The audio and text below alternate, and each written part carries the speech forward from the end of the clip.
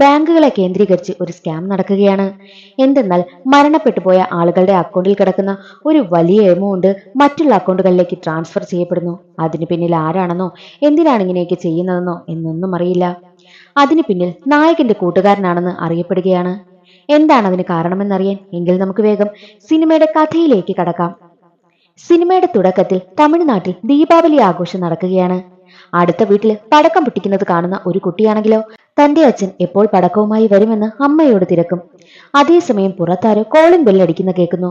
കുട്ടിയുടെ അമ്മ ഡോർ തുറന്നതും അവരുടെ ഭർത്താവിന്റെ കമ്പനിയിൽ നിന്നും വരുന്നതാണെന്നും സ്റ്റാഫുകൾക്ക് ഗിഫ്റ്റ് ഉണ്ടെന്നും പറഞ്ഞ് ഒരു ബോക്സ് നൽകുകയാണ് കുറച്ചുപേർ. അത് വാങ്ങിയ ഭാര്യയാണെങ്കിലോ വന്നവരെ ചായ കുടിക്കുവാനായി ക്ഷണിക്കും.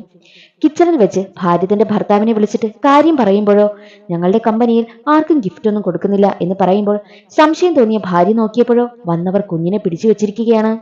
കുറച്ചു കഴിഞ്ഞതും ഭർത്താവ് അവിടേക്ക് എത്തിയതും